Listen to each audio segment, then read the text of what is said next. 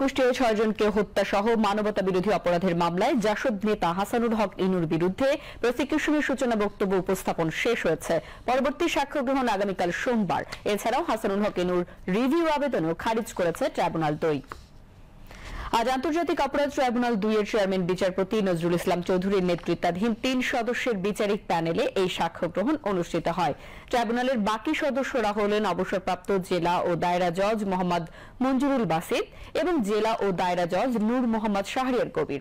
July August আন্দোলন দমনে কুষ্টিয়ার 6 জনকে হত্যায় শেখ হাসিনার সঙ্গে ফোন আলাপের মাধ্যমে কমান্ড রেসপন্সিবিলিটির অভিযোগ আনা হয়। এর আগে গত 23 অক্টোবর ইনুর বিরুদ্ধে আনুষ্ঠানিক অভিযোগ গঠন করেন ট্রাইব্যুনাল। পরে সাংবাদিকদের ব্রিফ করেন চিফ প্রসিকিউটর তাজুল ইসলাম। তাদের কাছে যে বক্তব্যটা রেখেছি সেটা হচ্ছে যে চার্জ গঠনের আদেশ যেটা হয়েছে, প্রাইমা ফেসি হাসানুল হক ইনুর বিরুদ্ধে যে সমস্ত সাক্ষ্য প্রমাণ আছে সেগুলোর ভিত্তিতেই চার্জ গঠন করা হয়েছে। তারা এই প্রত্যেকটা এভিডেন্সের গুণগত মান নিয়ে আর্গুমেন্ট করার চেষ্টা করেছেন। ট্রাইব্যুনাল বলেছেন চার্জ গঠনের সময় সাক্ষ্য প্রমাণের গুণগত বিশ্লেষণ করার সুযোগ নেই, কারণ এটা একটা পূর্ণাঙ্গ বিচারের মাধ্যমে, ট্রায়ালের মাধ্যমে কেবলমাত্র সেটা করা সম্ভব। সেই কারণে তাদের চার্জ গঠনের আদেশের বিরুদ্ধে যে রিভিউ পিটিশন ছিল সেটাকে খারিজ করে দিয়েছেন। সেই রিভিউ পিটিশনে তারা 3টি মারাত্মক কমেন্ট করেছিলেন বা স্টেটমেন্ট লিখেছিলেন, যেটার ব্যাপারে প্রসিকিউশনের পক্ষ থেকে আমরা তীব্র আপত্তি জানিয়েছি।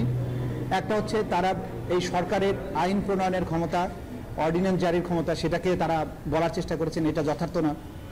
একটা জায়গায় তারা জুলাই বিপ্লবকে, জুলাইয়ের যে গণ অভ্যুত্থান সেটাকে তারা সোকল বলার চেষ্টা করেছেন এবং এই দুটো শব্দ বলার মাধ্যমে আমরা বলেছি যে তারা শুধুমাত্র আদালতের অবমাননা করেননি, একই সাথে রাষ্ট্রদ্রোহিতা এবং জুলাই বিপ্লবকে ছোট করা, এটা সেডিশাস, কন্টেমশাস এবং এটা কোনো অবস্থাতেই গ্রহণযোগ্য না। তারা রাষ্ট্রের অস্তিত্বের বিরুদ্ধে অবস্থান নিয়েছেন এবং তারা এই সমস্ত কথা বলার মাধ্যমে প্রকৃত অর্থে জুলাই আগস্টে যে গণহত্যায় তাদের সম্পৃক্ততা সেইগুলোকে জাস্টিফাই করার চেষ্টা করেছেন।